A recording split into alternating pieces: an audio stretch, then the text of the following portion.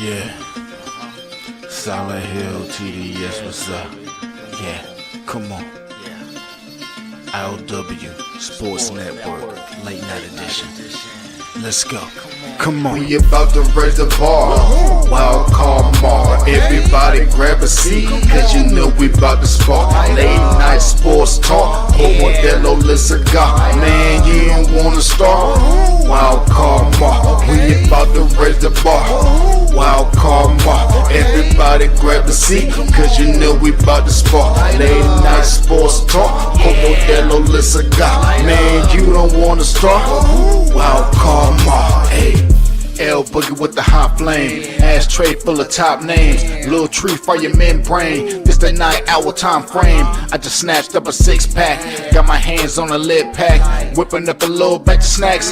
Yeah, man, I think I'm all set. Late night, can't sleep. Go ahead and just tap in. Better grab you a cold one, and we about to get some laughs in. Wild card on the microphone, he'll hit you with a couple flurries. Y'all need to just strap in for some entertainment sports commentary. We about to raise the bar. Wild card bar. Everybody grab a seat, cause you know we about to spark. Late night sports talk. Modelo Le Cigar. Man, you don't wanna start. Wild card bar. We about to raise the bar. Wild card bar. Yes, sir. Yes, sir. Yes, sir. Yes, sir. You know what it is. You know what it is. We are here. We are here. It's Tuesday, Taco Tuesday. And you know how it's Tuesday. You know how we could tell because RNDY, Randy Weber is in the building from NY. What's up, Randy? How you doing, bro? Doing good, doing good. You know, got a lot of cool sports talk to talk about. Got NBA playoffs coming up, draft coming up for the NFL. You know, a lot of cool things to talk about. No doubt, no doubt, no doubt. And look, ladies and gentlemen, I know it's a late night owl show. It's about 10:13 on the East Coast, about 9:13 where I'm at in here in Kansas City. And he's a member of the I.O.W. family. Been on the show many times, the Day Show. But hey, he hit me up. He was like, "Yo, gotta hop on the pod this week."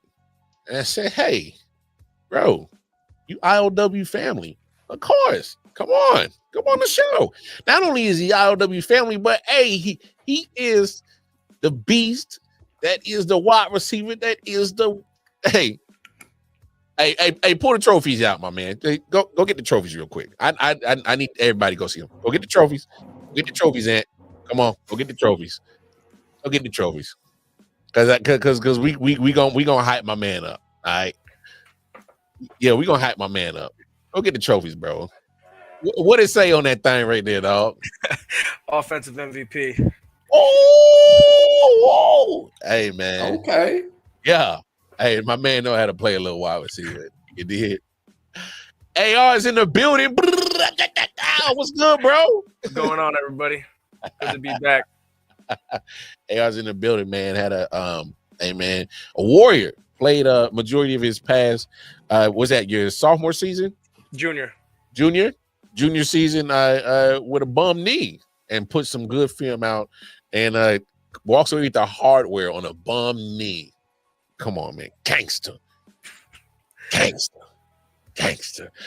Oh, man. All right, now, if AR mess around and get to the league, man, y'all know who y'all saw him with first. It was I.O.W. Just saying. Y'all saw him with I.O.W. But, hey, man, proud of you, man. Glad to see you doing well. Glad to see that you're healing better after the surgery.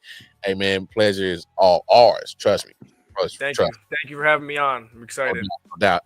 Look, as we talk about my man's AR college career, there's some other college careers that are coming to a close. There's this guy in Colorado named Shedeur Sanders. I made a take last week. All right. I think there might be a slide. Now, there's some things that kind of percolated in the sports news. Your man Derek Carr might not even be available. I think you got to go get him. Saints, AR's team. You got to go get Shedeur Sanders. This is also assuming he's going to even be available at that point. But if he is, yeah, I think that's the take. Yes, that is the take. If he's there, no. I think I need to take the take a little bit further. I think you need to go get him. I don't know. I don't know about all that. And I'm high on Shador. My personal opinion, I think the spot we're in, we take best available. If that is Shador, that we take him. But I'm one of those who are an advocate of, like, if your team is that bad, trying to draft a quarterback and reaching for a quarterback is not going to do you any good. So I think there's a few quarterbacks that'll be available to where if you really want to draft a quarterback, I don't see Shador Sanders as someone who's going to be a generational talent. I think he could be very good. Again, like, I'm high on him, but I think later on in the draft, and especially some people whose draft stock has gone up, like McCord, like Dart, I think those are some guys that you can get and not use your first round pick on Shador. I mean, I'm not saying he's anything crazy, but I mean, we do have some young quarterbacks on staff. So to draft another one, I don't know if that's the way to go. AR. You think Spencer Rattler is going to be the franchise savior? Not at all. I don't think so at all. But our team's in a spot to where Cap just got positive for the first time in 3 years, and we don't have a very talented roster right now. There's a lot of holes on the team. So again, you have some quarterbacks come out of next year's draft to where if you draft best available now, let Rattler take the reins for this year. See what happens. Arch, Drew Aller, some guys in next draft that I think are pretty good to be available. But I tell you this, if I'm a Saints fan and you pass up on Shador Sanders and you gonna get Jackson Dart, I'm still pissed off. I feel the same way, especially since, like, right now. So when we did my mock draft, a 3-round mock draft last week, I gave you guys Armand Membu in the first round, and the main reason, one, is because Sanders was already gone because my Giants took him, which I hope they do. But your O-line has issues. If you don't take right tackle in the first round to fill the Ryan Ramczyk hole, then you're relying on a lower round rookie right tackle. The O-line's not going to be great. Sanders has a lot of experience behind bad O-lines and still making it work. I think that's another reason why I think, despite my Giants are also in the same position. We also suck. We also have a lot of holes to fill. I think the quarterback for me personally is the one position where you have to get the best one possible because they can make the team better. We saw Bo Nix do it with the Broncos when they had a terrible roster. The CJ Stroud saved the Texans, although, D'Amico Ryan and Will Anderson also a lot, and Derek Stingley Jr. They all had something to do with that too, of course. Right. Commanders with Jaden Daniels saved their franchise, right? Like, if you get a good quarterback and they work, like, they can make the whole team better. So I shouldn't be trying to convince a non-Giants fan to go for Sanders because I want him, but I can see what you're saying, but I've been banging the table for Sanders in the past for the couple of episodes here.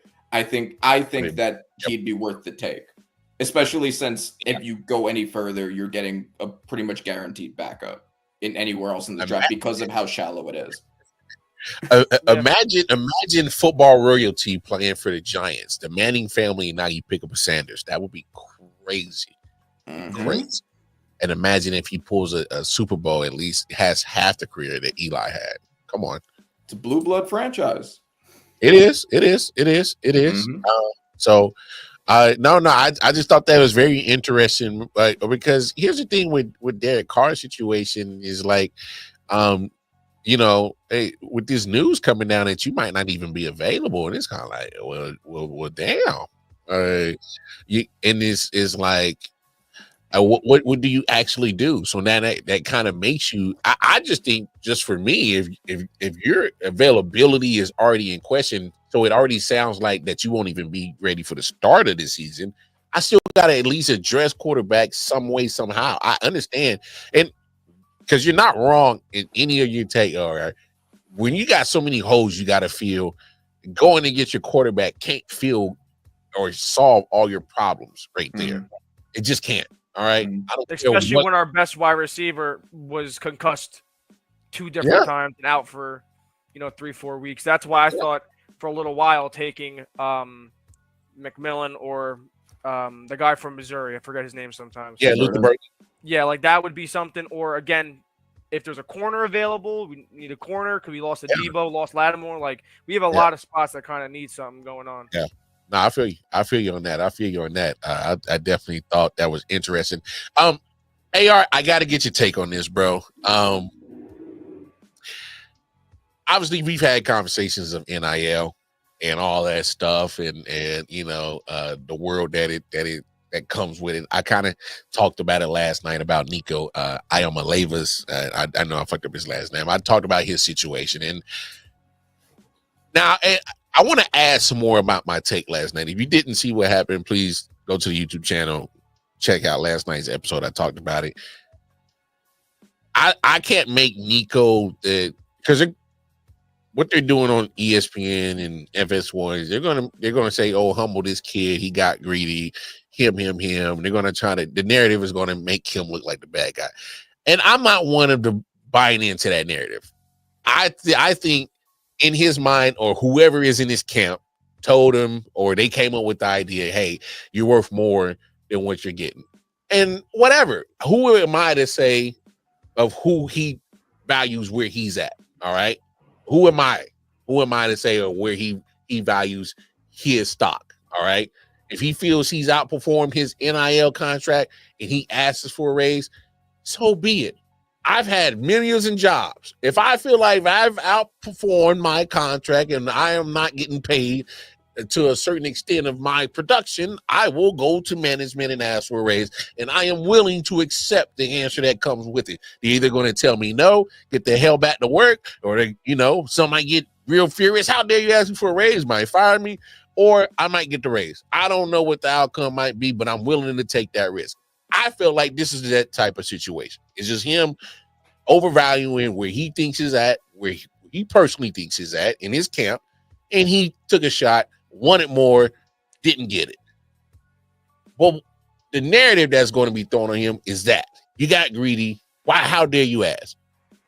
I don't have a problem with him asking for a raise if he feels he outperformed it, especially when you got so much going on with coaches asking for money.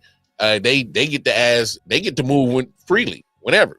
I've seen coaches leave in the middle of a season in college. It happens. Yeah. They literally. Y'all remember Bobby Petrino literally got canned from Arkansas from the scandal of having a little shorty on his back that wasn't his wife. A couple of months later, turned around and popped up with an Atlanta Falcons job or something like that. Or it might have been vice versa. He was an Atlanta Falcons coach, and then he left and got the Arkansas job like weeks later. So regardless, coaches leave all the time for more money. I'm just kind of like, damn, man. I do think he did get bad advice, though. I think he got bad advice. I think that's another side of this story that probably is not getting talked about. I think he did get bad advice.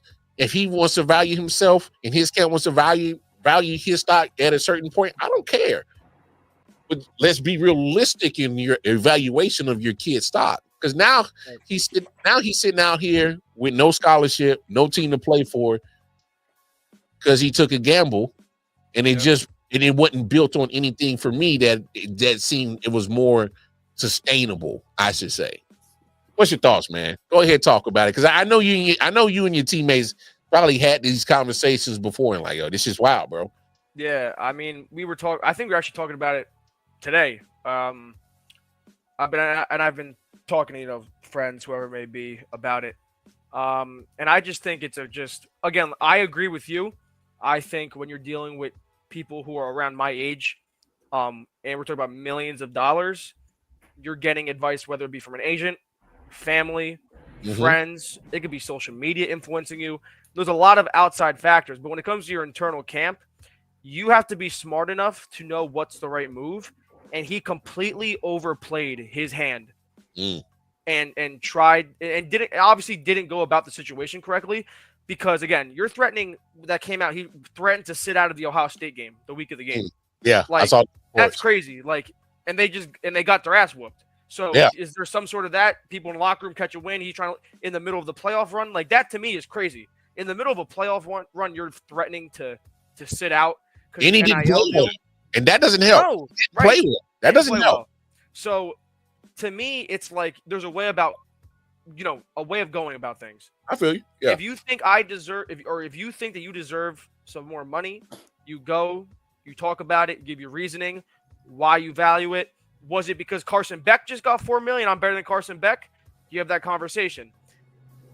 My thing is like you said, you have the camp telling him to do something, and it completely backfired. And I'm actually very happy that Tennessee's head coach did what he did, because one, for his team, it shows the principle of no one's bigger. Like you said, no one's bigger than the team, and that's fair.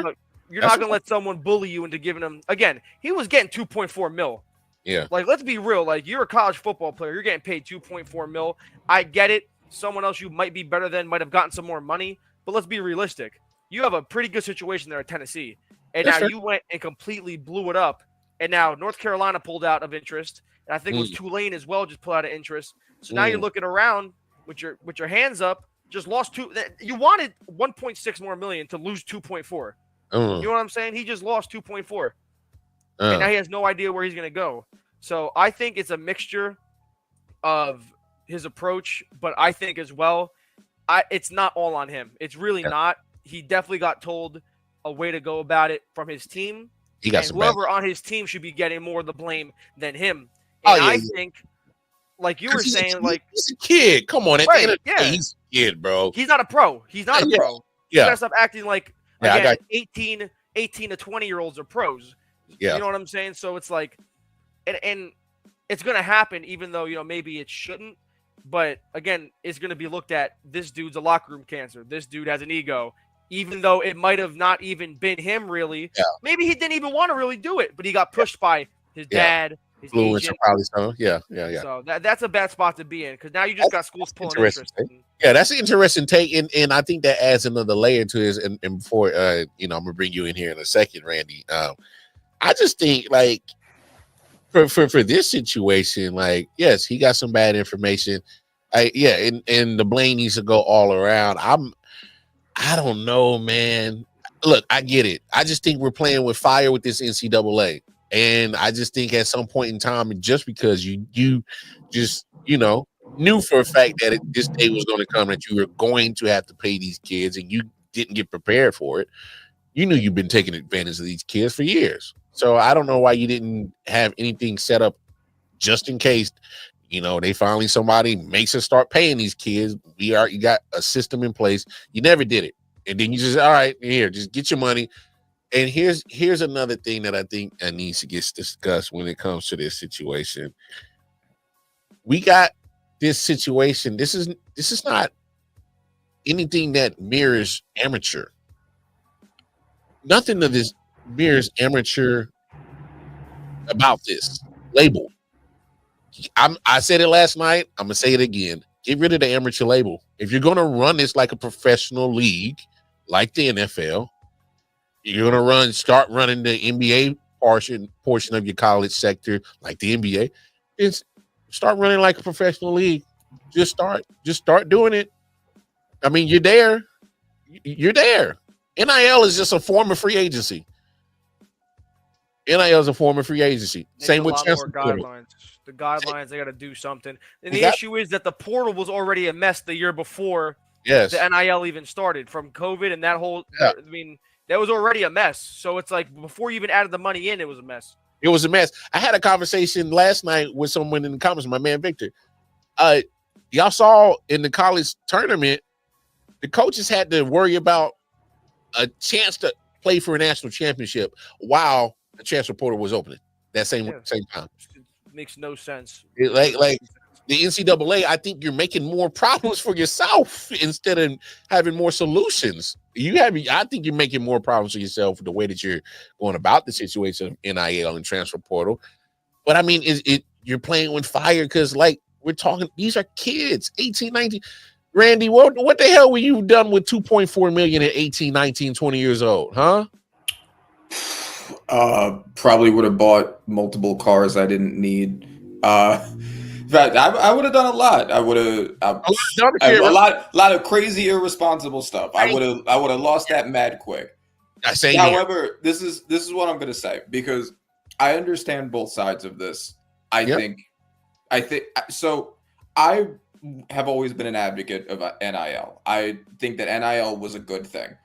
I don't think there was any reason why these kids shouldn't have gotten paid for the work that they were doing for their own names, their own likenesses. I don't like when players sit out for more money either, on like a personal level, like, and pro players do it all the time. Chris Jones did it. It's Hassan Reddick did it. Last season. Do it all the time. But there was when NIL was being talked about, there was a huge media campaign, like there always is anytime the little guy is trying to make money, especially a bunch of young black kids, mainly trying to get their bag.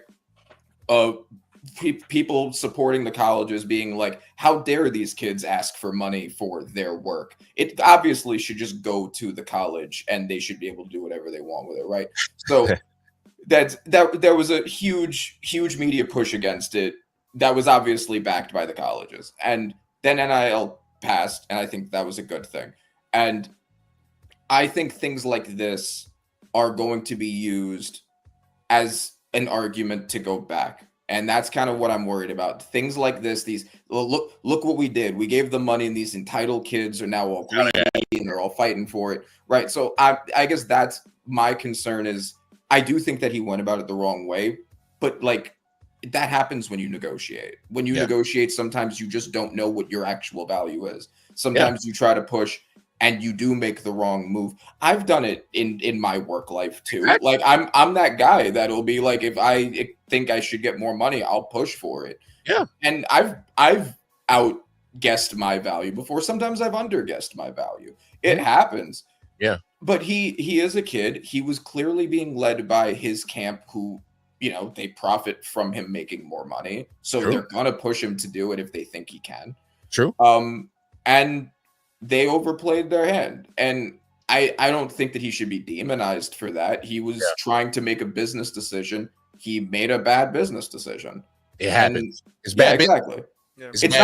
It's not an argument to take the money back away from the young kids and then have it go to the big colleges, and then they don't get paid, right? And like I think that this is going to be used to kind of try to reinstill that in people's minds.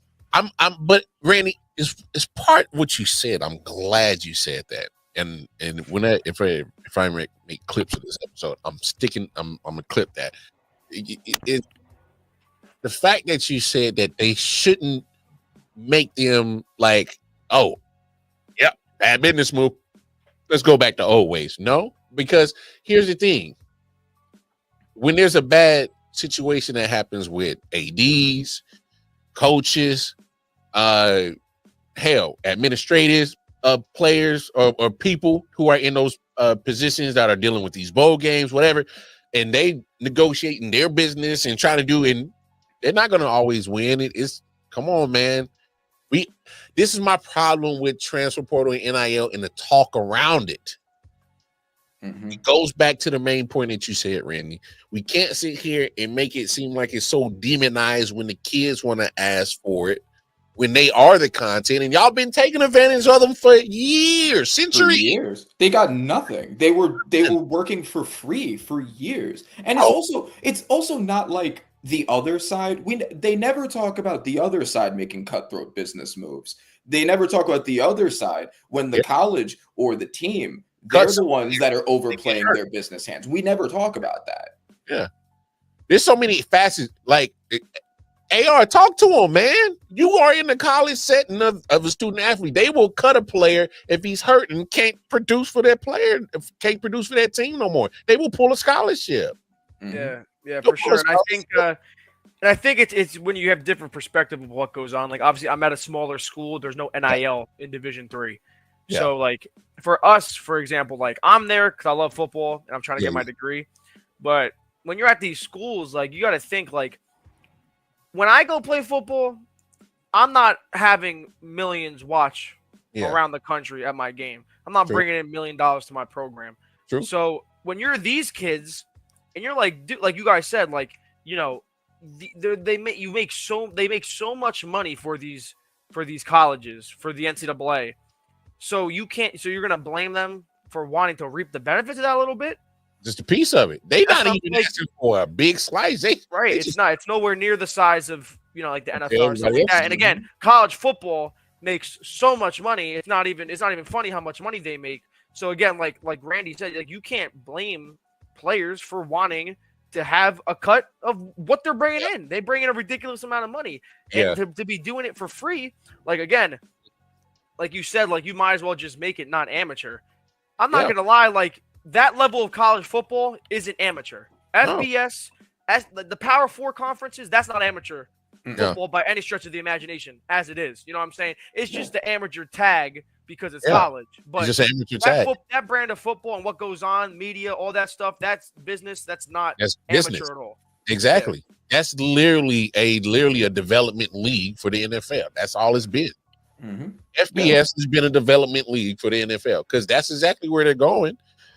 I mean, if look, I get it, and I know AR is aware of this. The chance of him making to the NFL are damn near slim to none, and I'm pretty sure he's well aware of that.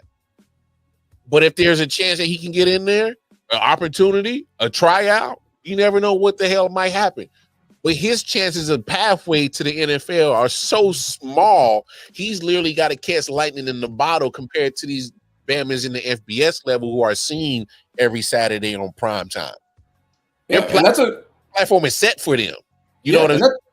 Yeah, and that's a good point. Also, like, these kids are also getting banged up. They get injuries no differently than the pros, and there is a good chance that he's not going to see that NFL money at the end of it. A very good chance. So he's going to be taking all these injuries, going to making the school all this money, and they're going to demonize him for trying to get a cut of that, especially knowing that they're not even really prepping him for the top big money at the end of the day.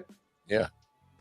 It's crazy. The advancement of Madison literally changed that narrative probably like 10, 15 years ago. Willis McGahee and Jalen Smith were the first two players that really changed that narrative, medicine-wise, of college players getting hurt, about to go to the pros. Mm-hmm. Those are the last two players that really changed that narrative. Where now, like, if you come into the draft with a serious injury, it'll knock you down. But now with the advancement of medicine, it's kind of more like teams are more willing to wait a year for you to be back to your full self a year later, and they'll still, you know, take you at least second, third round, you know, depending on how, like Jameson Williams, obviously Detroit, I mean, he's explosive. You still take him in the first round. That makes sense, you know. So, I mean, there's anomalies to the situation, but for the most part, man, it used to be almost a doomsday death to your career if you got hurt in the college, knowing that you was about to get drafted. It used to be like that, and so, like, I don't know. It's just such a cutthroat world, and a lot of people don't know it. Like, and AR, you could probably speak to it. When you're a collegiate athlete, you're still committing a lot to the sport around, not just during your season. I'm talking about like around the year, around the calendar. It's a full-time job. Yes, thank you. It's a full-time job because it's hard for you to still find time to actually get a job, to actually get funds in your pocket, and like for AR's case, he's Division III. He's not going to get the NIL. He still had phone bill, still got to get paid. There's something that still got to get covered. How?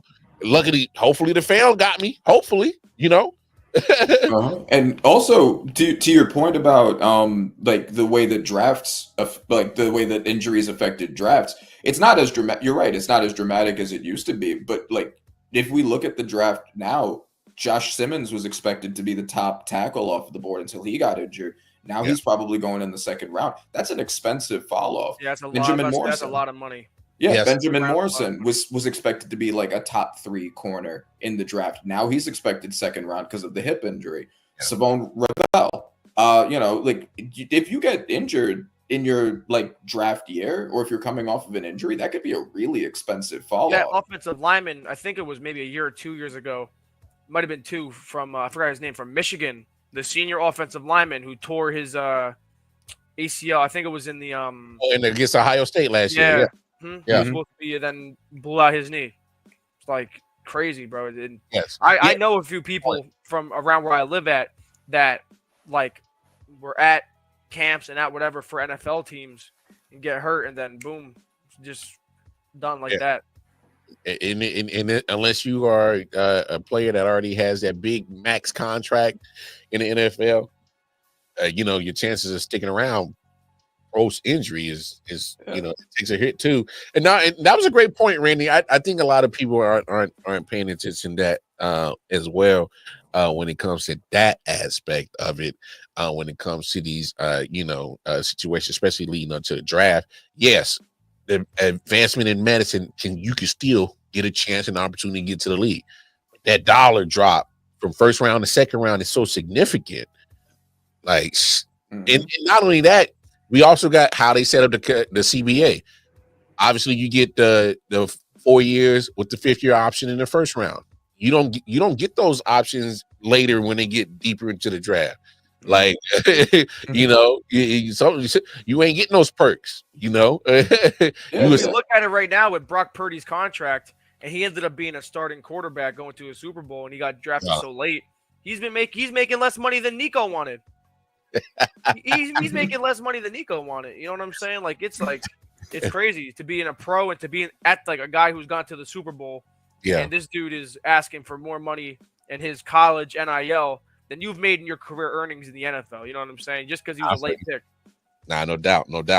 I do want to say this. Now, shout out to my man Bobby Roberto. Yeah, man. Detroit basketball. He's a Pistons fan. I do got to give soon to be disappointed Pistons fan. Hey, that's fine. That's fine, Randy. We just got to still show love to the Pistons in this turnaround year that they've had with JB Bickerstaff, because what they did this year, they are literally they didn't just turn it around. We talking about not just and we made it to a play-in tournament. Like, no, like these cats are in top 6. Yeah, no, it's true. He's my coach of the year this year for sure. I think he has to be. Okay. So let's have that conversation right there. Hey, we got 30 minutes left in the show. We're gonna do our NBA awards and who we think should win. And of course, a quick little playoff preview. Obviously, we know who Bobby's rooting for. Look, coach of the year, I think you're not wrong, Randy. But then I can also make a case for this guy, Ime Udoka. I can make a case for him. I love what he's done in Houston. Got them as a 2 seed. Yeah. But we also got to look at his overall situation. And I know it should just be strictly on this, but the 2 years that he's been there, he had him at 500 last year. He's got him at a 2 seed this year. That very young squad, like they got talent, but they're young and raw. Like and for him to get that team to even listen and buy into his system. Mm-hmm. We also got to remember this.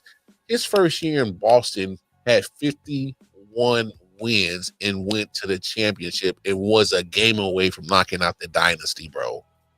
His rookie year as a coach. Mm-hmm. We don't know what really happened. All right. He stuck his oil stick somewhere it wasn't supposed to be. All right. It cost him his job. All right. Shit happens. But take that away, put that aside. All right. Maybe you got the wandering eyes and the strange, wanting dip your stick in everything. Cool. If that's what you want to do, cool. But when it comes to basketball, this motherfucker can coach now. Yeah. No, he can. He can. 100% that's true. And I think he also has a good case. I'm giving it to JV mainly because I think you have very similar cases for both of them, right? They took dumpster fire franchises and turned them into winning teams.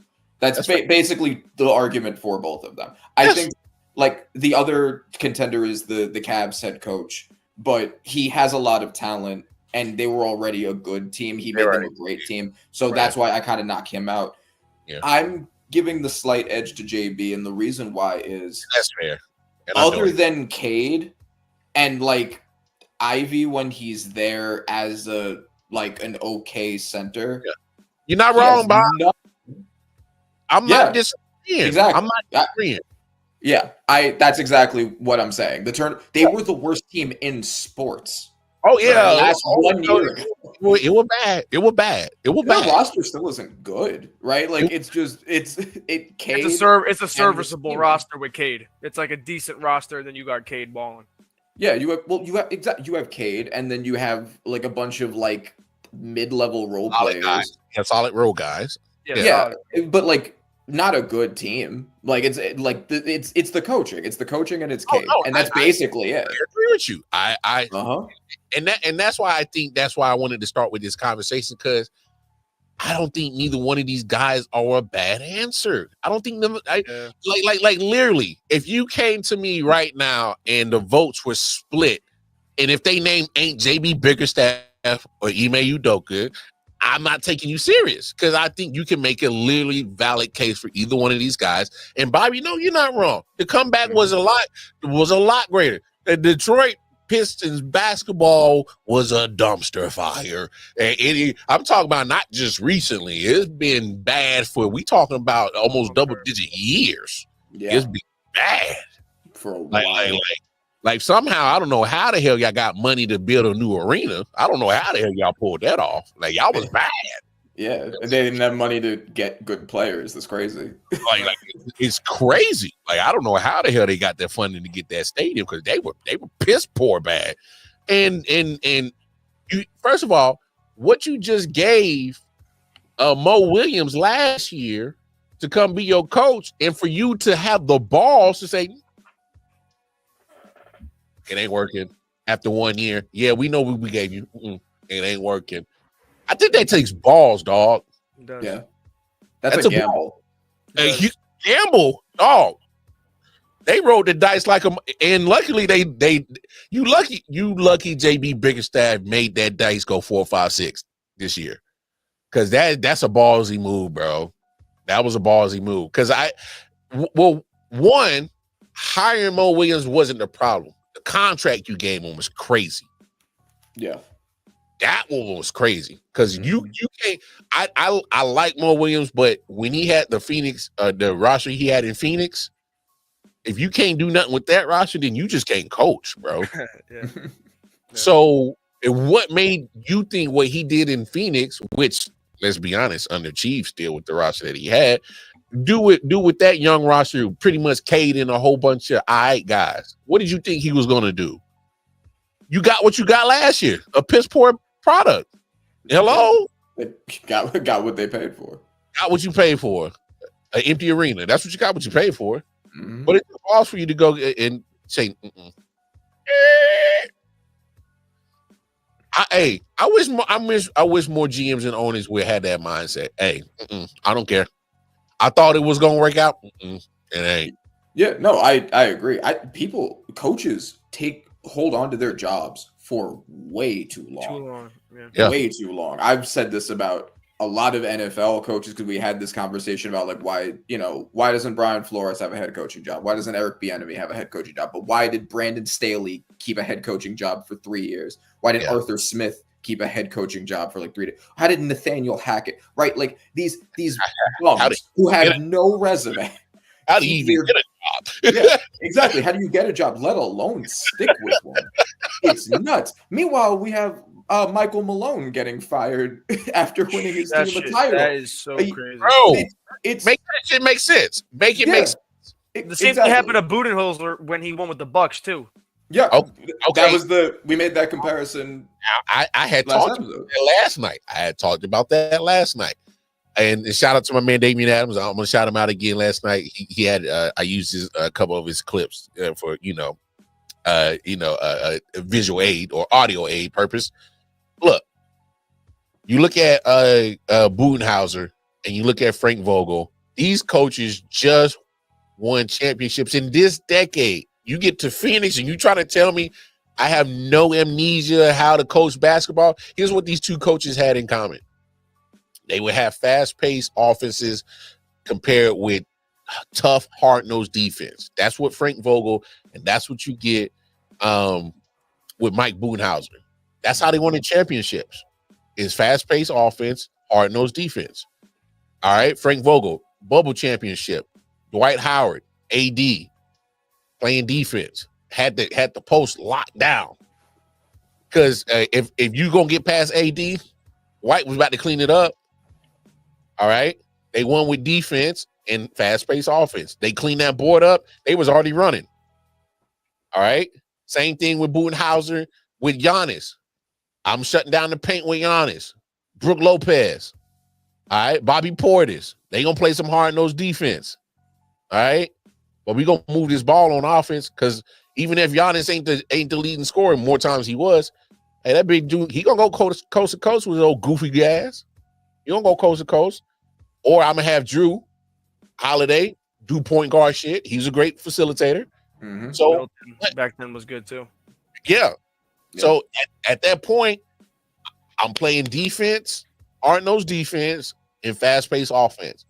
And that's a good point also because I was actually just listening to a basketball podcast this morning, and they were talking about the Phoenix Suns and like why they underachieved. And coaching style. Yeah, exactly. And I think that's a huge thing, and it's a mix of both though, because this is also a Kevin Durant based philosophy. That's not. Ooh, now we talk about it, Randy. Hey man, no, damn. Hey, we'll get back to the NBA awards. No, we about to talk. We about to cook right here. Okay, so I think that's part of the conversation that needs to get talked. I was hoping we'd talk about this. I want to talk about it. And they were talking about this, and this is what they said in it. The idea of the big three is dead. And I think the Suns are the perfect example of why it doesn't work. Because you have it's a team, and Kevin Durant has continuously tried to do this. He tried to do this with the Nets, and now he's trying to do this with the Suns. He doesn't understand that players need to complement each other. And the teams that he goes to have coaching staffs that do what he says, and they also submit to that. So he can have three almost purely offensive shooter guys. But no defense. And no defense. And that's what the Nets were, and that's what the Suns are. Yes. It's the idea of just three guys who can hoop well, and that's all you need, right? But like you don't. You could take the money you're giving to your third best star and get some defensive minded role players and make a much better team out of that. Which, and by the way, Bradley Beal's contract work. is ridiculous. So like it's not even like he's getting paid decent money. It's like he's getting paid a ridiculous amount of money. All three of those guys are max contracts. Yeah, exactly. And that's another problem with it because you don't have enough money to build a deep bench. You don't have enough money for role players. Hey, look, here's the problem. You can't have Frank Vogel. You can't have Mike Budenholzer, who pretty much coached the same similar style of basketball. In both years, you were near the bottom in pace, and you were in the bottom of defense efficiency. Mm-hmm. How? Yeah. You can't do that. Right. Like, come on. I'm not a basketball guru, but I know enough that if you're not moving fast enough on your offensive side, which is your coach's philosophy, and you're not guarding nobody, which is also your coach's philosophy, and that's both sides of the damn court. What are we doing? Yeah, and that's if you look at the three that were chosen with both the Nets and with the Suns, look at Kevin Durant, Kyrie Irving, and James Harden. Yeah. All three of them are old. So that's already a bad sign. Right. Yeah. Second of all, Kyrie and James Harden both basically have the same skill set. They're both role. great. Yeah, great shooters and playmakers, can't play defense for nothing. KD is a better defender than both of them, not an elite one. And he's not as good of a playmaker. But basically, they have the same skill set, more or less, which is shooting. And then Kyrie and Harden pass. So are you just breaking down just the Nets failure first? Okay. Yeah, and then I'm moving to the Suns. The Suns is the exact same mistake. Okay. Two of them are very old. Bradley Beal's not a particularly young player. No. And then all three of them are shoot first offensive players, none of which particularly play defense. KD's again is okay at it. So you made And the he's even exact older same now. mistake. Yeah, he's even older now. You made the same mistake twice. It's a 'Cause KD's redundant skill set. KD's reaching what, 36, 37? He's Yeah. down here. Uh-huh. And all I want to say is that you could pull up the clips from when Bradley Beal first signed that dotted line when I was on this show. You did say it. And I was like, I gave the take gonna of this team was not going to work. Yeah. It's not going to work. I knew remember that I remember that because it's not like gonna work. because AR, I remember that for a fact. Because one thing I remember saying for sure that I still agree to it now is those three players are mid-range assassins. Where is the spacing on that? Mm-hmm. Space.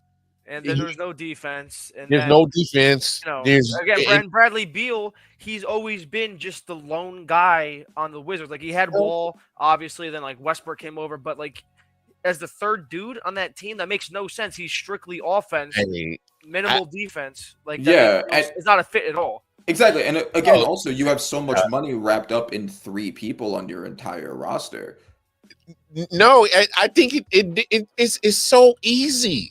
And it's what Bobby is saying. You just got to the finals of what got you there was a point guard paired with Devin Booker. You didn't have to go get Kevin Durant. I'm being so serious. Yes, you don't get Kevin Durant.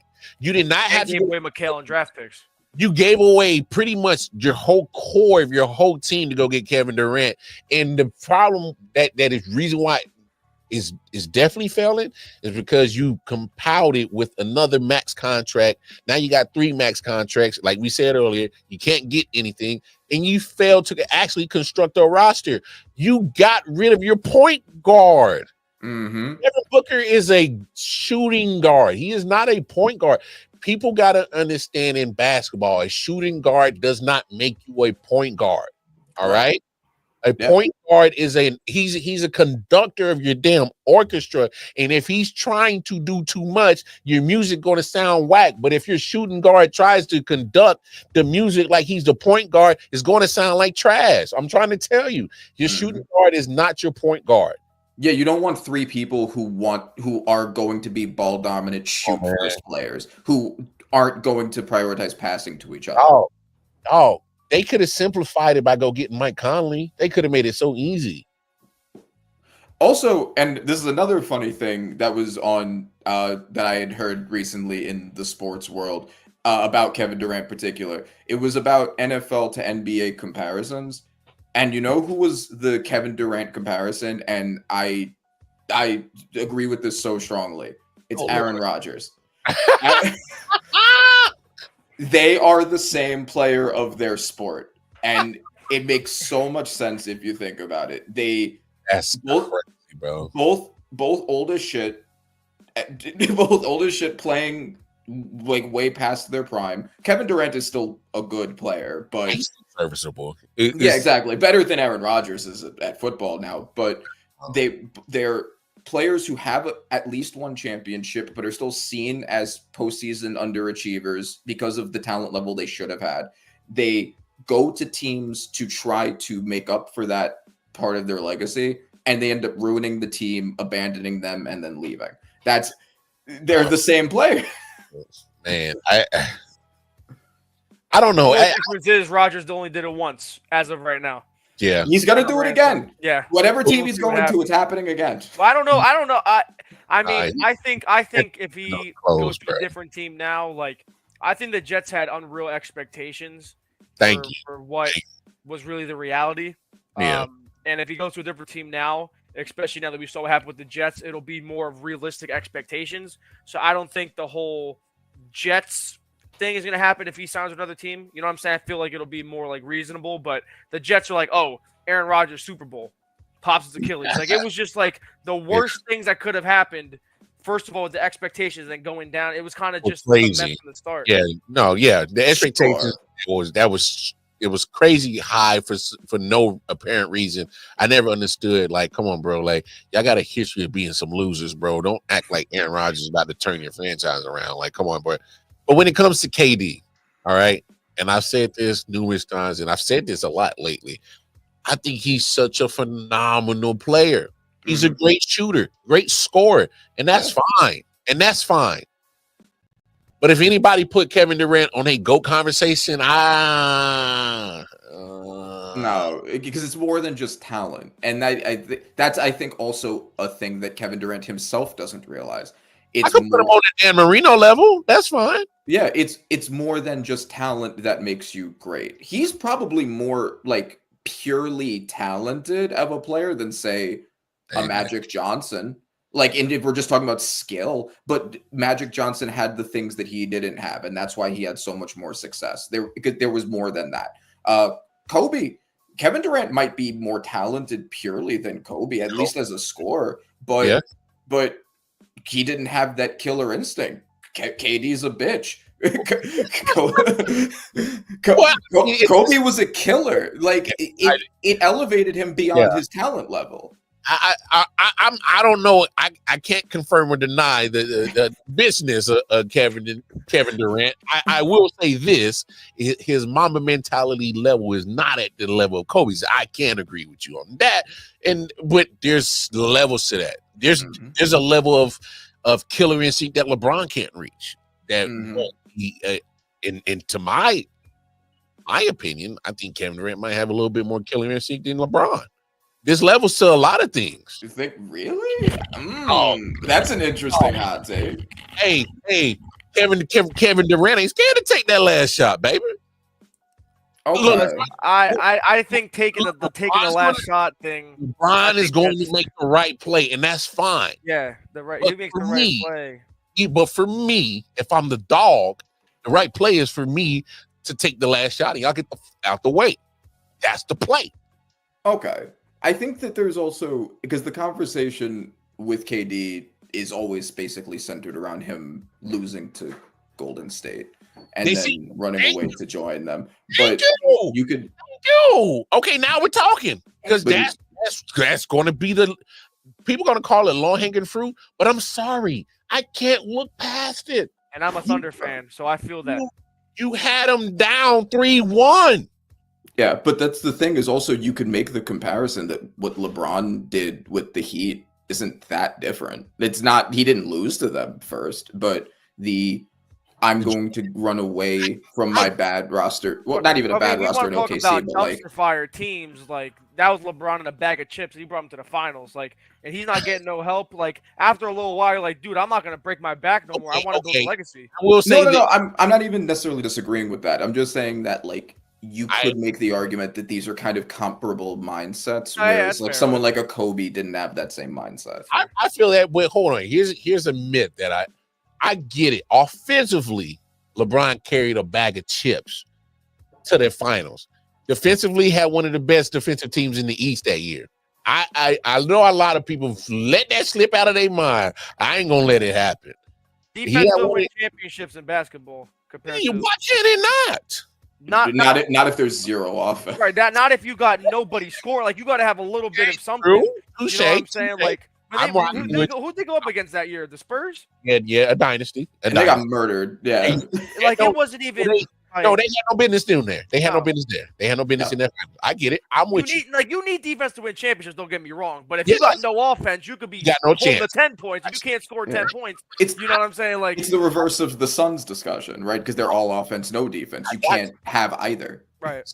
See, but Randy, that part of the conversation that you brought up, and I've said it so recently lately, is I can't let that go. I call me petty if you want to, but the moment that you have a team down 3-1, which at that point in time was in the middle of their dynasty, you got them down 3-1, and you fumble the bag, and the first thing you do that summer, I can't beat them. I'm gonna join them. What? And that has basically defined his legacy since it happened. Like that is what the thing that people think about with Kevin Durant now, and I think that's a big reason why he's been doing what he's doing, hopping the team, trying to win a championship on his own. You are a sports person, a sports fan, love sports. One of your things is literally, those are one of the things that really can irk you as a sports fan, is the can't beat them, join them attitude. I'm telling you. people aren't even fans of basketball, and they know Kevin Durant for just For that move. Golden State Warriors. For that Because of move. how much that changed the game. And like you said, like he sold the bag. Like I believe it was the game 6 at home that they had when they were up, and he played such a bad game. Terrible. And it was a close game, and he played terribly. And Westbrook basically picked up the slack that game. Like you had every opportunity to put them away, and again, like you could have ran it back with the Thunder. You could have signed and make some shake, get another player with them, and you left for that team. Like, and again, like I don't hold that against him in the all-time conversation. I try not to because it's a personal thing. But AR, you know good and damn well, you being a Thunder fan, that shit eats you to the damn core, bro. It does. It does. My first ever jersey for basketball, well, besides one like my grandpa got me from like the Knicks, my first one was a Kevin Durant jersey. So it's like it does. Bro. It does, but it's like, you know. Yeah, no, of course. But yeah, I think he's like a top 20 player. I think that his legacy has led him to be like a top 20 player, and he's being held significantly on talent more so than achievements, because his achievements have been given asterisks.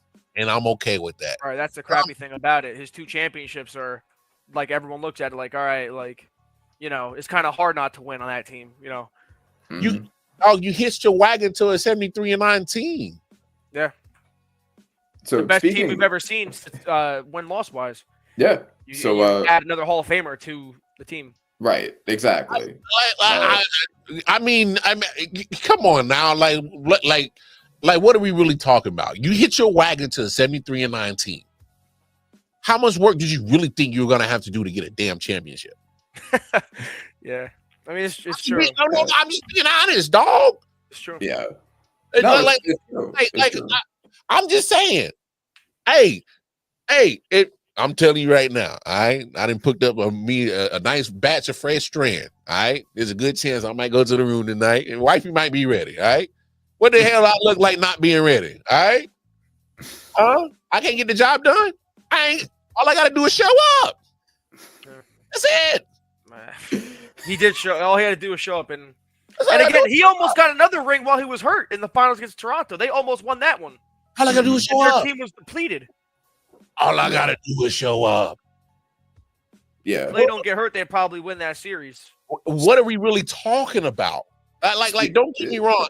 I won't take the championships away from you, KD. I won't. And he doesn't play well in them. He won Finals MVP. Right? Yeah, exactly. He did play well. And yes, he played great. But come on, dog. You went to 17-19. Yeah, and also like the spacing on that team, like the inability to defend just you because of the people you're around. Prime Chef Curry. Prime Klay Thompson. Mm-hmm. 2 deadly shooters. How Space ain't even a conversation. This man can do his taxes, file his nails. He can take a shit. He could cook hibachi. He could go check on his kids. He could go finally get some pussy. He could do whatever he want. He could finally put some lotion on his ass. Legs. He could damn comb his damn hair. He could have done so much shit with all the space he had on that team. Space. And not to mention great defense with Draymond and. Hey, all right. You got Iguodala off the bench, Sean Livingston off the bench. Like you got, I mean, if you can't win with that roster, I don't know what the hell wrong with you. Yes, Anthony. Speaking of OKC, so all of our teams are in the playoffs. How has it been being a Thunder fan with the best team in the NBA? Oh, it's great. I haven't like best net rating year. ever. I mean, obviously last year, we were good as well. It fell off short, but like to actually be able to, like, I haven't been this excited to watch the NBA playoffs, and I don't know, like, probably since that year when we gave up the 3-1 lead, I haven't been so excited to watch playoff basketball since then. Like, we've had a couple failed experiments with PG and Melo and Oladipo. Like, we had some. I'm not mad at that. I'm not mad at that. I mean, it's been really fun, and again, we look at it like. I agree. We got a team. Yeah, I have top 15 as well to respond to the comment. But any top 15, I'm not mad at that. Yeah.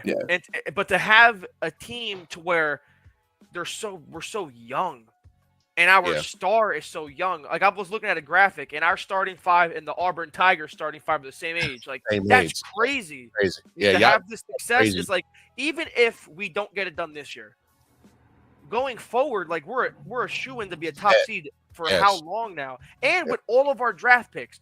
I was about to say that. I was waiting to get another vet from trading. We can draft another player, and you never know with the Clippers or whoever it may be, the Spurs. I forgot whose picks we got, but if one team falls off one year, we can get a lottery pick. Yeah. That's a 1 seed. That's a great crazy position to be in because you're not just a win now team. You have long-term value, and that's the best. Great point, Randy. Long-term longevity, sustainability that you're going to be in the conversation because. For one, like you said, AR, to your point, very young roster, raw talent roster, but experienced as well in the same breath. Exactly. Yeah, because you bastards, you motherfuckers took Hartenstein from us. Yes, I loved it. I called my grandpa the second that happened. I told him. I'm sure you did. Yeah, I did. We could use this rim protection right now. Yeah. Because like I've been trying to tell you, Randy, I look, I know you're excited about your Knicks.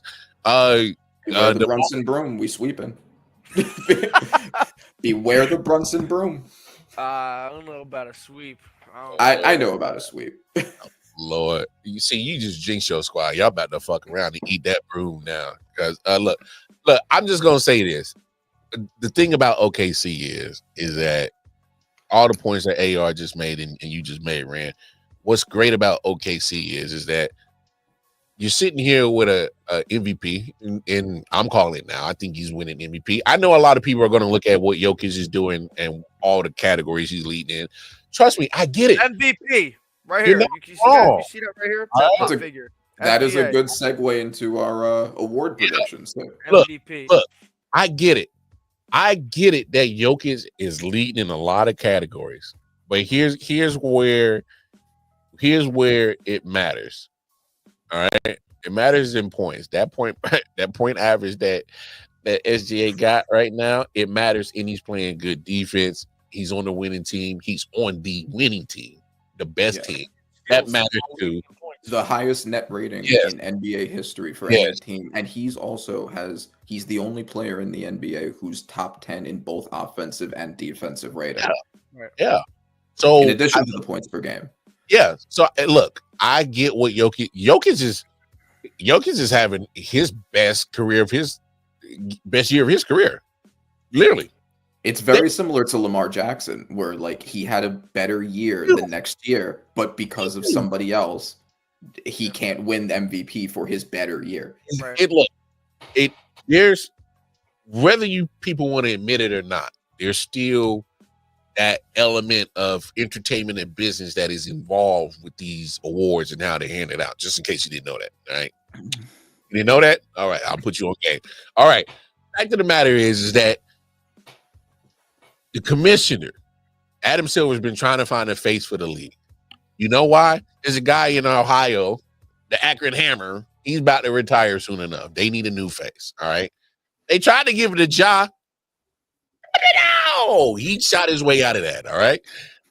And he won't stop. And he won't. It's so funny. He won't stop. He doesn't care. Yeah, I love him for that. So much respect for that. All right. So he's actually hilarious at this point. Exactly. It's fun.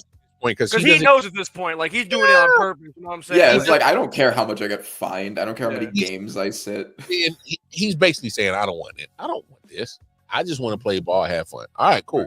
All right. They wanted to give it to Anthony Edwards. He said, well, the only problem is with Anthony Edwards is he'll tell you straight up front, I don't want nothing to do with that hoe. Abort it. He's gonna have a whole conversation about the abortion rights and all that shit, and it's gonna turn political real quick. So he can't be the face. All right. They really want to, they're trying to stay away from the international flair, even though NBA has gone to selling their content more internationally lately. They don't want to give it to the international face, whether you want to believe it or not. Yeah. They don't really want to. They don't want to give it to Jokic. Yeah, they know that their primary audience is American, and it does matter for people. People want to kind of project themselves into a player. SGA is the closest thing because hell, he's Canadian, but he's black though. He'll work for us. Yeah, no, that's a thing also. I am being dead ass serious. This stuff matters with this when it comes to these businesses and how you market your league. You got to market your content in a certain type of way. They tried to give a certain kind of person as well. You need a certain kind of person because you could have easily given it to Tatum, but just Tatum's just not that personable kind of guy. Like he's not likable. You don't want like Tatum. No, y'all. He don't want it. All right. I don't think it's that. I think it's he definitely wants it. That clip farming he was trying to do when he won the championship, he was trying. He's definitely trying. Taking a Kobe picture, pulling a KG, doing a Curry. Like he was trying to. The problem with Tatum, I think, is that he's already mostly disliked outside of Boston. Because outside of Boston, he's mostly disliked. People liked Anthony Edwards before all that shit came out. I think that's his problem. Unless your name is Tom Brady, you can't be the face of any league from Boston. I'm sorry. Mm-hmm. And even then, people hated Brady. I hated Brady. Everyone hated Brady. But it made sense. It made sense to make Tom Brady the face of your NFL at the point in time of his career because whether you hated him or like him, you were going to tune in to make sure my viewership got up. He made money. Yeah. So he was the heel. Jason Tatum could make money like that. Tatum could be a heel. I think that if they were willing to go that way. Level, you don't have that kind of aura to. He ain't got that aura like that. Again, like he tried to, he's again, like I said, like everyone, the meme he became after the finals. Like I'm scrolling on TikTok or Instagram, and I would see 5 Tatum memes per 10 scrolls. Like, you know, again, respect him as a player. Like he's a great player. Don't get me wrong, but just again, you have to have that certain thing to you as the person off the court. Hey, Randy. Also, I think we got to be fair because we got to talk about past faces of sports leagues, past faces of the NBA. Because you're right, they were trying to make Anthony Edwards the face, and the whole baby mama drama absolutely blew that up. It's not like they haven't had controversial people be the face of the NBA before. Michael Jordan was very controversial. Kobe Bryant had rape allegations, right? Like it's not the first time if they were to have gone that route. No, you're right, but here's the difference between those in this comparison. Kobe and Mike, luckily, did not have this thing called social media. Yep, did not have it. Kobe was that towards the back end of it, but at that point in time, he already cleaned up his act and he already turned around, and he was just all about being a girl dad. At that point in time, that social media got the last of his career, so he finally got smart and cleaned that shit up. But the point of mine that I'm really trying to make is when you got this social media, these motherfucking phones are going to get y'all in trouble, boys. Especially you bonehead NBA ballers. Stop, leave these damn Instagram hoes alone. Happened with John. Yeah. Yeah, these phones gonna get y'all in trouble, bro. And it's just a different time and age. And it's a different game. It's a different way that they present it, the way that they're selling the content. Because you just hit it on the head. The reason why certain these players are not going to get the face of the league is because at the same point in time, and here's why Jokic won't get face of the league, despite how great of a basketball player he is. There's still an element of WWE that goes in the content of this. They still need a character. Yeah. I either need a good guy or a bad guy to be the face that's going to bring in the money. LeBron was a great heel guy. Great heel guy. He was the greatest heel for the last 15 years for the NBA. 15, 20 years. And Edwards is a great player, and Edwards was likable. But yeah, I agree. I don't think that he has that level of aura. Randy, you need Cody Rhodes and Roman Reigns, baby, in the NBA. Who would that be, though? I mean, the only people I can think of that really play a role like that. I mean, you have like Draymond Green and Dylan Brooks as heels, but like it has to be like a top guy. No. Right now, Luka seems like that guy, but again, he's international. Luka, yeah. See, and that goes against what their theory of is trying to give it to, and I'm glad you brought that up too, Ant. That's why he's in LA. That's why he's in LA. Let's call a spade a spade. Luka's in LA because at some point in time, he needs to get out of that small market of Dallas. I know a lot of people are looking at me like, "Oh, Dallas is a small market." In basketball terms, yes, that's a small market. It's a small market, yeah. That's a small market. Yeah. You can't have your stars whether they are international or not, there's going to be a point in time they're going to make a decision. Jokic is going to have to get out of Denver. He's already won his championship. He's going to have to get out of Denver at some point in time if he really wants to actually hit that level. Well, he don't even care about basketball, so he's he fine to play. He's just different scenarios with smaller market teams. Like some smaller market teams kind of elevate themselves. Like again, like my Thunder. Like when we had Kevin Durant and Russell Westbrook, we were technically small market, but we had power, like star power on the roster. You still are a small market. You're still a small market. But here's the difference. Oklahoma's a very small market. Very small. Probably one of the smallest. Oh yeah. You guys keep getting stars. Yeah. But it's because they know how to manage, bro. They know how to do business. All right. Let's just call a spade a spade. You could call it a small market team or not, but they think business-wise like a big boy. Right. All right. Because look, we already talked about it. Their future is stacked. They're young and talented. Obviously, they already experienced being young and talented. They're going to continue to make noise. They're going to continue to get better. The draft picks that they got has secured their future for the next at least 10, 15 years. It's crazy. Like, Oklahoma Jalen City. Brunson. Just make Jalen Brunson the face of the NBA, and everything will be fixed. He's not European. He has no controversies. He's black. It's perfect. He's a little underdog guy. He took a pay cut so he could play with his friends. Give it to my fellow. What a better baby face than that. Give it to my fellow St. Joe's alumnus, Carl Anthony Towns, right? Oh Lord. I feel like that'd be a little harder of a sell.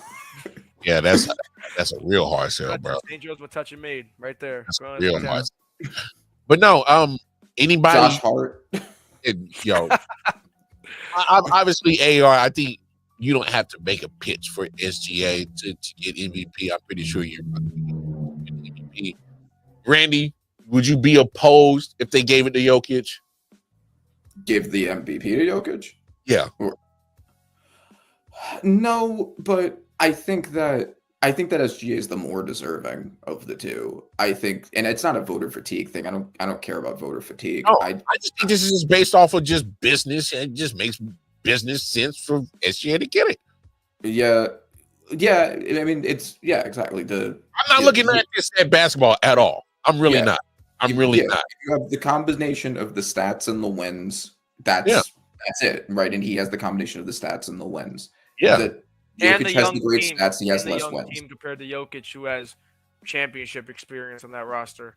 Yes. Under being young. Multiple facets. I'm just looking at this not basketball wise, because if you really look at this basketball wise, I understand the efficiency in SGA's and his season, historic season. If you really look at his numbers, especially in Oklahoma City history, historic. But I mean, Jokic is really like, for this sloth looking guy, to what the hell, he just averaged a triple double. The fuck? I mean, look. No, he's phenomenal play. And I got a little hot take. I do, even though he's a center.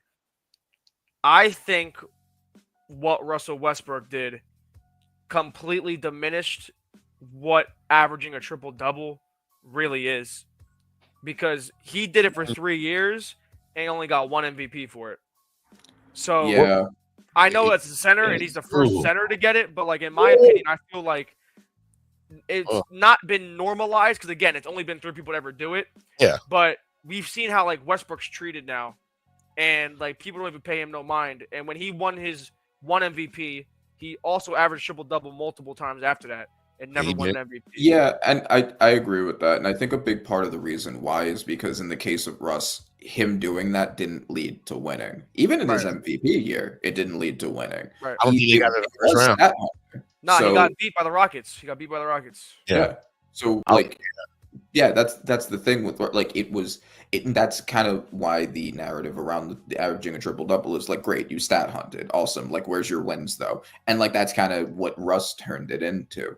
And even though Jokic has been winning when he averages a triple double, it's not at the detriment of the team. It's not like selfish basketball at all. There is that kind of is leading to wins. He's the 4th seed in the West. All right.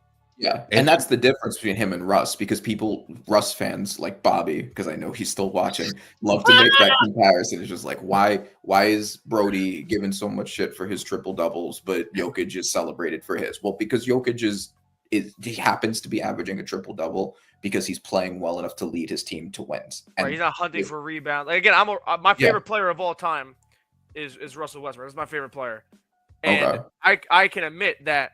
Yeah, like. Again, I watched those games. I've seen Russ, guys pulling out. Like, even when he had the 2020 game, like, everyone knew, like, once he started getting close for the rebounds, like, I remember Andre Robertson, Steven Adams, everyone's backing off. You know what I'm saying? They're like, I'm not getting that rebound. So, like, I get that. Like, again, Jokic, he's just so good offensively that he doesn't need to chase it because he's the center. You're supposed to be grabbing boards anyway. It's coming with the game, and it's coming with him being such a good passer.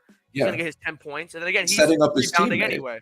Right. He's setting up his teammates for shots. Like, it's not just that he's ball for your hogging. point guard to be coming back down to get 15 boards. You know what I'm saying? That's, you know what I'm saying? And again, he's my favorite player.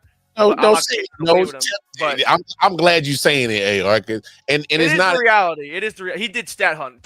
For someone to say he did stat hunt, I would say more so not the first one. The second and third ones? Yeah. The second and third one, because the first one, that team was not good. That team was not good. No, once you added PG and Melo, it was like, you know what I'm saying? Like, it was those second two, and especially like the last one was like more stat hunting. But that first one, that team was not good outside of him and Adams. No, for real. I mean, look, I'm just me personally, and then got bumped out in the first round. Bobby, and got bumped right out in the first round. So look, I'm willing to keep that same energy. I'm willing to keep that same energy with Jokic this year, because he is in the conversation. And even if he gets it, you got to get past first round, pimp. Because are we talking about the playoffs on this show? Still? We're gonna talk about the playoffs? Yeah, we're gonna let's segue into that now. I'm a hold because I got something to say. I'm a hold. Okay, because we can segue into that. No.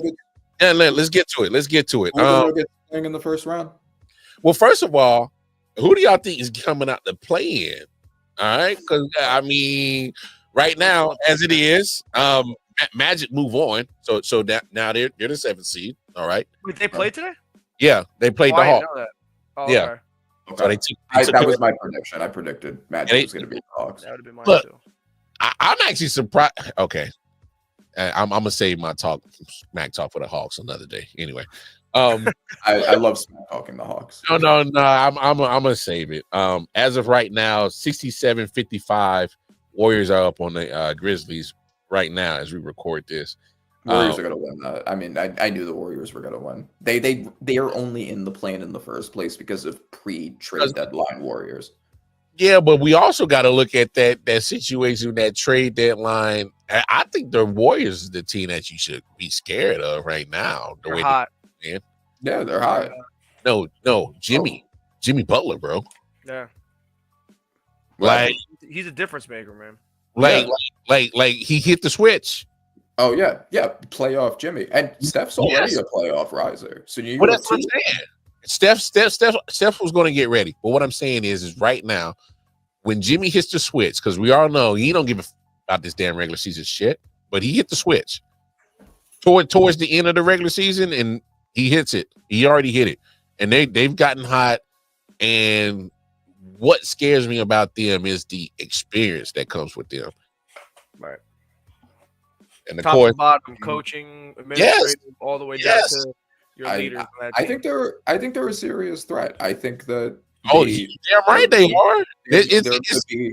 That light-skinned motherfucker gonna start shooting, bro. All right. Butler has gotten to the finals twice with much worse rosters than he has right now. Great point. And he ain't never had that light-skinned motherfucker by his side, but he got him now. Mm-hmm. Oh Lord! If you don't count Tyler Hero. Oh no. We talking about Chef Curry with the pop boy. We talking about that was 100% satire. Oh, I know. But I need people to understand. No, I love Tyler Hero, but no, you are not him. Yeah. You ain't him. That guy, he's something different, cuz you wish you could be that dude. Woof. And Jimmy gets to play, dog. Hey man, that might make a difference in who I think might fuck around and might win this damn shit. I think we gotta factor that into whoever thinks going to win this finals. I wouldn't be All right. surprised if Golden State first round might ends up in the finals. I won't The be West surprised. is as good as the Thunder have been. Yeah, The but West is so bro. up for grabs. It's not even funny. Like there's so many good teams. I'm glad you're saying that, AR, because realistically, I love your squad, but you are not guaranteed to get to the finals. The West is insanely stacked. I think I don't know. I think that OKC is mostly guaranteed to go pretty far. Like I think the only way there could be a threat is if but I think if the Warriors end We're up talking about being like finals. Like we're not guaranteed to go to the finals at all. Oh no, I think there's a lot of teams that match up great with OKC. I think if Minnesota play their cards right, I'm willing to put some money on OKC versus almost anybody. If I'm being completely honest. I think we should be the favorite, but for people to act like we're just gonna cakewalk our way through it. No, ain't no cakewalks in the West. No, sir. Yeah, no, sir. Nobody got upsets also happen. I didn't predict Dallas was going to make it to the finals last year, so it does happen. The way that Anthony Davis been playing angry lately, you better watch out for Dallas. Yeah, Kyrie, I don't see them. That's my main concern too. I think that if Kyrie was healthy, I think that they'd make a real run. I think without him, that's going to be tough. I feel you. Too much of a talent gap there, even with AD being, the player he is. Right, there's a huge talent gap between guy 1 and guy 2 there. Now you never know. Obviously, Heat and Bulls, that's tomorrow. Mavericks Kings, that's tomorrow as well. So I mean, obviously, a lot of things will clear up once we get to the actual playoffs. Right. But 1 through 6, obviously, Thunder 1, Rockets 2, Lakers 3, Timberwolves 6. Obviously, that's your 3-6 matchup. 4, Nuggets 5, Clippers. That's your 5 matchup. On the East, obviously, Cavs number 1, Magic 7 seed now after the victory take on number 2 Celtics. Watch that matchup. Reason why I say watch that matchup, Paolo Banchero, and come on, bro. I think that's going to be a sweep. I'm not worried. If I was the Celtics, I'm not worried at all. No. Randy, look, on paper, it's lopsided talent-wise, experience-wise, heavily for Boston. And offensive play-wise, the Magic's offense has been pretty bad. They've mostly been relying on defense, but that doesn't work with a team that's as well-rounded as the Celtics. And shoots the crap out the ball. Like they do. I'm with you. All I'm saying is watch out for teams who are young and dumb and ain't got no business being here. And they got a little bit of experience from last year. Did take Cleveland to 7-game series. So they ain't scared of the big dogs. All right. Mm-hmm. I understand this is Boston. And you're right, Randy. Is it going to get ugly for Orlando? Probably. More than likely. They'll be happy to get one victory.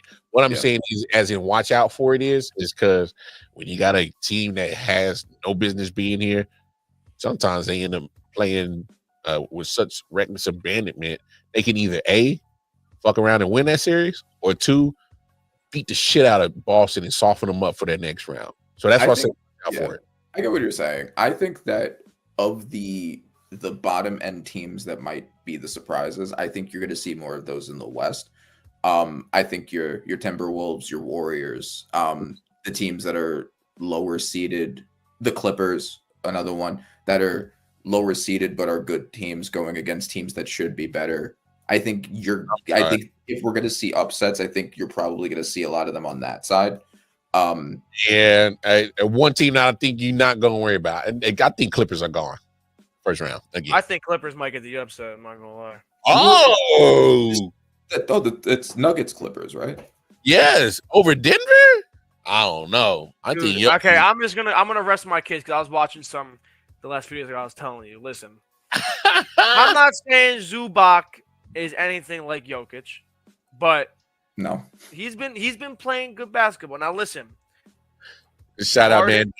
Harden, Powell, Kawhi's healthy. averaging 25 some points per game. Like, dude, I'm telling you right now, the Nuggets, they're not some crazy team like they've been. Like, again, they're a game or two away from dropping to the 7th seed into the play-in tournament. So yeah, there's a lot of teams in that West that was separated by that one game. So I think that the Clippers have been one of those teams as well that, like, over the last 20 games, their record's been incredible. Like, I'm not going to put it past them firing your head coach right before the playoffs. That's the wild card. There is like, what does the coaching chaos look like? So now you're going through a series of instability in the locker room. You're going through all this stuff. Like, the Clippers are hot. Yeah, I feel. Hey, y'all make great points.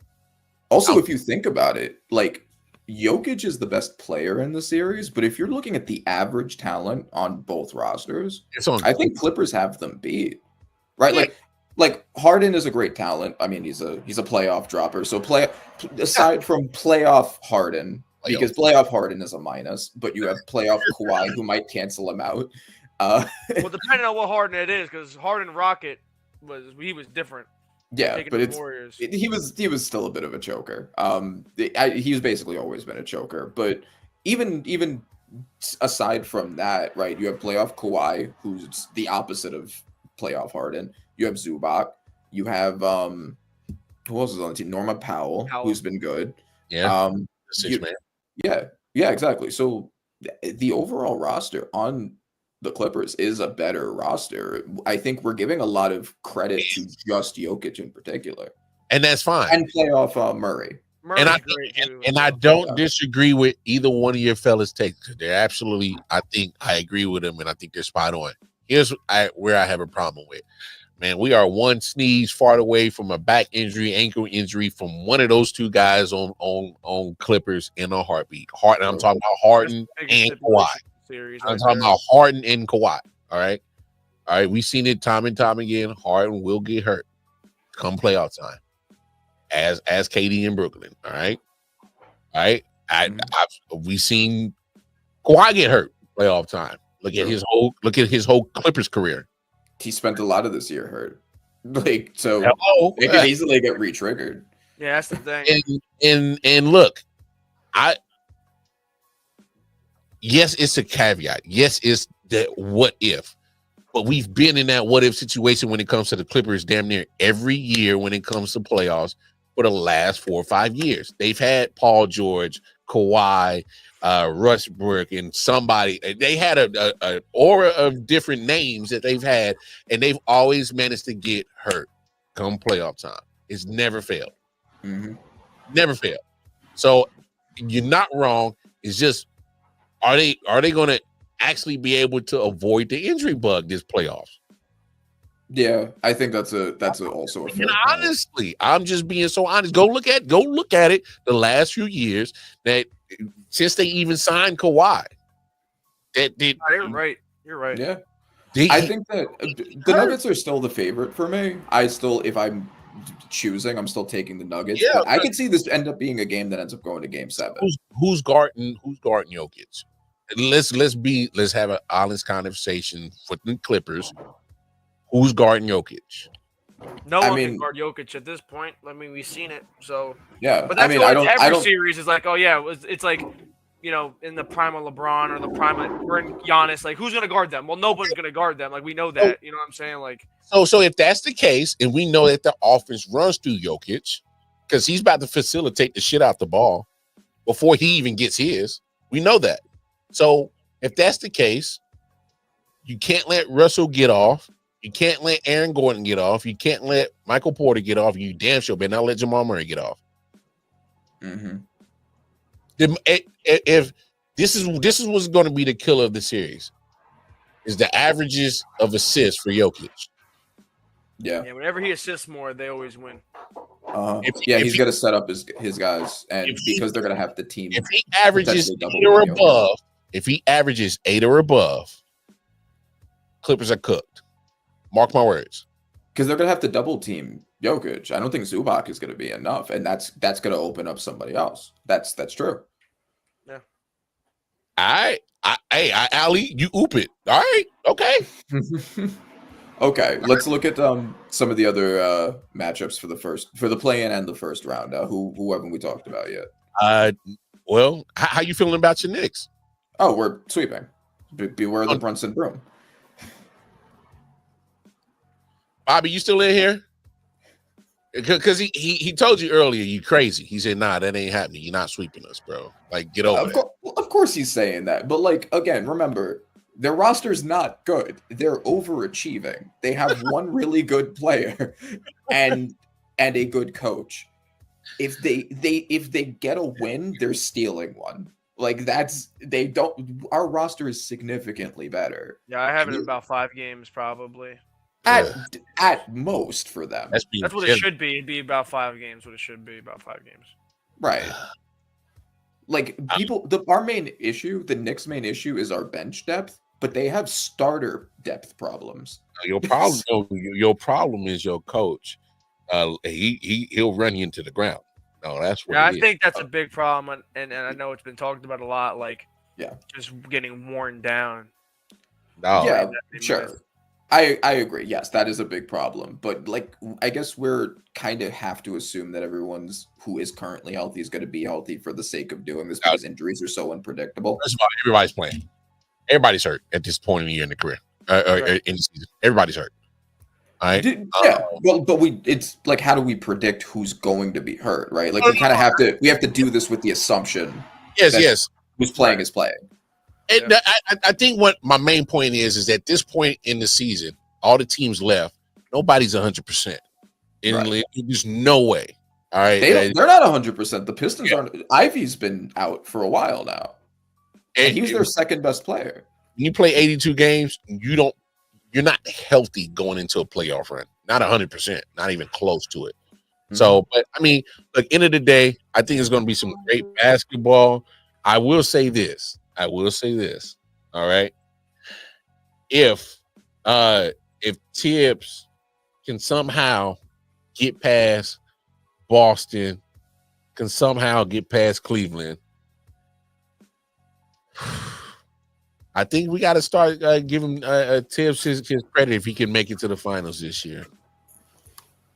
Start some love to Tibbs. They obviously have a legitimate chance. They do. I mean, I know the record hasn't been good against these teams. They haven't won a game against the Celtics, Thunder, or the Cavs. But then again, you have to look at situation like they weren't healthy in all those games. And then recently, the last 2 games they played, they were 2-point losses. Like, yeah, no, and that's the thing. Also, like we would have gone further last year if it wasn't for the fact that almost the entire team was injured. Even Brunson, who played, was coming out of an injury that he was originally benched for. Like that would have been an Eastern Conference Finals appearance if it wasn't for that. So we barely lost. We still barely lost to the Pacers, who have a better roster than the Pistons do. So I think it's a sweep. I think we sweeping. Beware the Brunson broom. I think. Okay, out of respect for JB Bickerstaff and Cade, I'll let them get one, and just out of respect for them because they've had their cute little Cinderella story. But it was cute. It was that shit about to turn back to a pumpkin in real quick, dog. That's they're going to where dreams and joy die, New York City. No, for real. I look, it was cute. It was cute, Detroit. It was cute. Detroit basketball. Yeah, it was cute. Y'all revived it. Cute. All right, cool. Let's get back to reality. Oh, yeah. Ain't that what M said? Yeah, all right. Yeah. Come back down to that reality. Y'all better get your ass whooped. 72-76. Warriors are up. Started the third. We're gonna go ahead and wrap this up. We'll get to our mock draft. I know draft is coming up real soon. We'll get as much draft coverage in as possible, depending on how the draft falls. In my schedule, I'll try to get with Randy, and we'll might live cast actually stream during the draft. We'll see. We'll play it by ear. But look,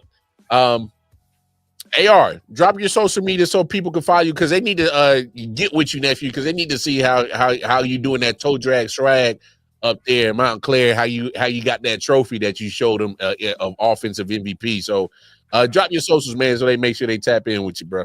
Yeah, so on social media, my Instagram is, I believe, let me double check.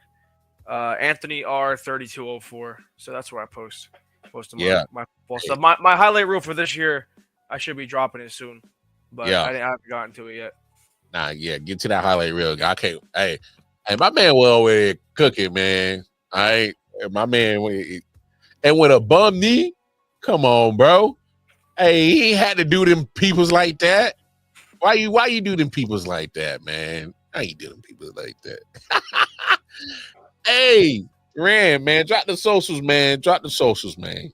At panther.on.acid.productions on Instagram. If y'all need recording, mixing, mastering, beats made, anything music engineering, I got you on that. Hey, you heard the man. Tap in, support your local people, man. All right. Fuck them big old companies, man. We do it better. Look, y'all know what it is. All right. Twitter, KC Wildcard Mar, all the damn content that I'll be dropping, just going over there. All right. I.O.W Sports Network, all the information down at the bottom of your screen. Hey man, this was fun. We went over on extra time. We don't care. That's what happens when you have great conversation, great people. It is what it is. I know I missed last Wednesday.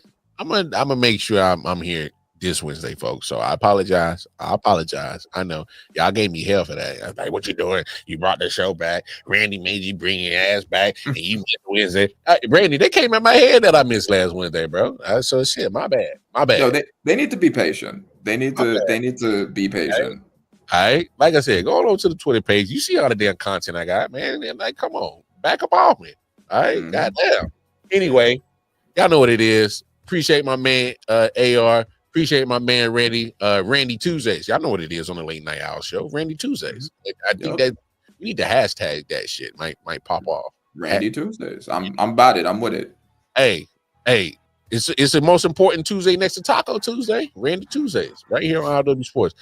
Hey man, this was fun. Got to chop it up with the great I.O.W family right here. This is I.O.W family. All right, these people, AR, Randy, they've been great supporters of what we've done here at I.O.W Sports, and not only great supporters in what we done, but hell, I was like, well, yeah, y'all got opinions. Y'all want to come on, get on the camera side.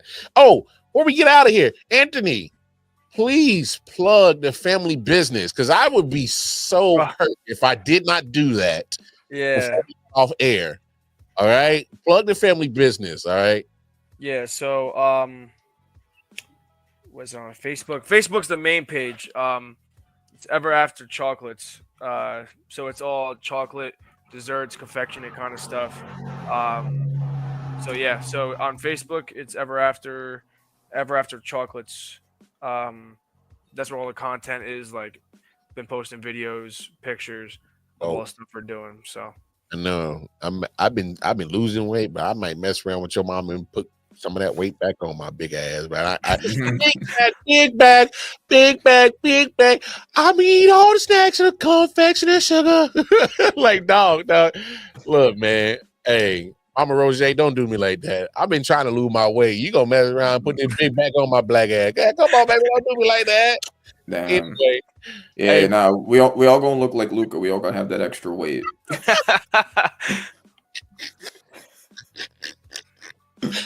Hey man, this was fun.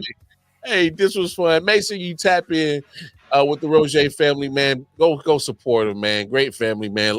Much love for the Roger family.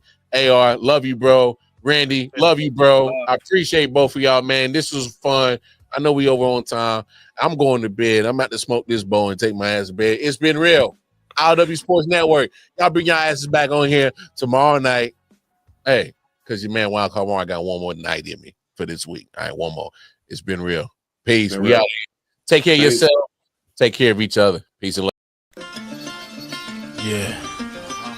Solid Hill TDS, what's up? Yeah, come on. I.O.W Sports Network, late night edition. Let's go. Come on, we about to raise the bar. Wild card mark. Everybody grab a seat, cause you know we about to spark. Late night sports talk. Como Modelo cigar. Man, you don't wanna start.